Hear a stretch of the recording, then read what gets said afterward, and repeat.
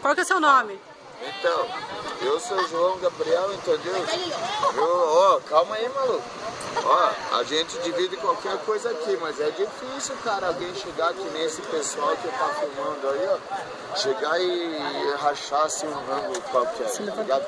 Alguns racham, mas nem todos é de coração. O que eu preciso pra ganhar na moto? Calma, cara, deixa eu falar, maluco. Ô, espera. Não, pode crer. Ó, é o seguinte, tipo assim, se a gente vai para cima depois, a gente racha entre todos da rua, entendeu? Um com o outro. Se não é assim, as pessoas, vocês racham bastante. Racha que eu digo é divide. Entendeu? Esse daí é como se fosse assim, Tudo vocês dividem, né? a gente divide uns com os outros. E vocês um cuida do outro, né? Roupas em geral. Tudo. Entendeu? Só mulher e revólver que não. Ah, isso aí é verdade, você não pode. Revólver a gente não usa. Brincadeira, essa daí foi uma brincadeira. O que eu preciso? Não, mas E o que tá certo. e você é da onde?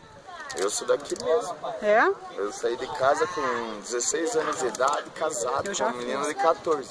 Ah, é? É, a gente saiu, foi ver como que a vida era, fodeu tudo. Pra mim casar com você, eu Mas... Então tá bom, obrigada. Verdade, valeu. Obrigado, valeu. Tchau, tchau.